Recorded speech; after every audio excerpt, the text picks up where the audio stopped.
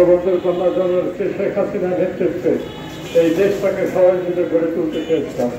কিন্তু ৫৩ বছর পরে আজকে বাংলাদেশের যে চেহারা দেখছি, আজকে বাংলাদেশের যে অবস্থা দেখছি, আজকে ঢাকা ইউনিভার্সিটি সহ কয়েকটি ইউনিভার্সিটির ছাত্রছাত্রীদের যে বক্তব্য দেখছি, তাদের যে ব্যবহার দেখছি, তাতে আমাদের আবার সেই ৭১ সালের কথা মনে করিয়ে দেয়। আপনারা জানেন আমরা ৭১-এর বীর মুক্তিযোদ্ধা। আমরা যারা এখানে দাঁড়িয়েছি ১ থেকে ১.৫ ঘন্টা হলো, ১ থেকে ১.৫ ঘন্টা যারা দাঁড়িয়ে থাকতে পারে, প্রয়োজন হলে সেই মুক্তিযোদ্ধারা আবার ৭১-এর মতো অস্ত্র হাতে নিয়ে ওদের মোকাবেলা করতে হবে।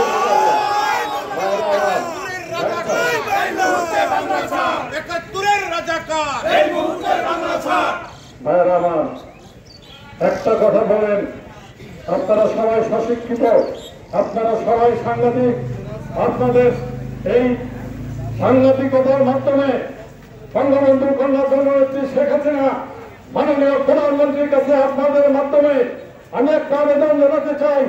আসলে আপনাদেরকে আবেদন জানাতে চাই যে যতগুলো চ্যানেল আছে ওই সব চ্যানেলে যেন আজকের থেকে, আজকে সন্ধ্যার পর থেকে কোন রাজাকারের ছেলে যেন ওই টকশোতে অংশগ্রহণ না করতে পারে, এটা মুক্তিযোদ্ধাদের জোর দাবি থাকলো। এই আপনাদের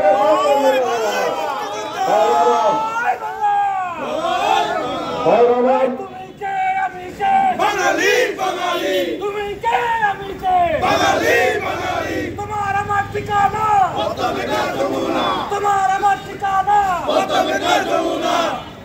আজকে আমরা স্লোগান দিয়েছি, আমরা রাজপথে নেমেছি, আমরা আন্দোলন করেছি, ৭১ সালে আমরা আন্দোলন করেছি, তারপরে বহুবার আন্দোলনে আমরা রাস্তায় নেমেছি। কিন্তু প্রত্যেকটা জিনিসের, প্রত্যেকটা কথার একটা সাম্যতা থাকা উচিত।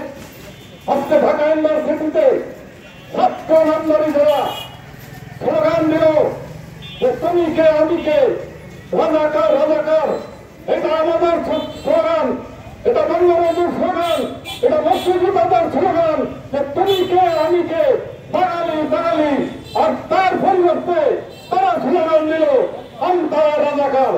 তারা যদি রাজাকার হয়ে থাকে, যদি এত গর্ব করে রাজাকার পরিচয় দিয়ে থাকতে পারে, আমরা আজকে শপথ নিয়ে গেলাম, আজকে মুক্তিযোদ্ধারা সহ মুক্তিযুদ্ধের সন্তানরা আমরা আজকে শপথ নিলাম ওই রাজাকারদের এই দেশ থেকে বিতাড়িত করে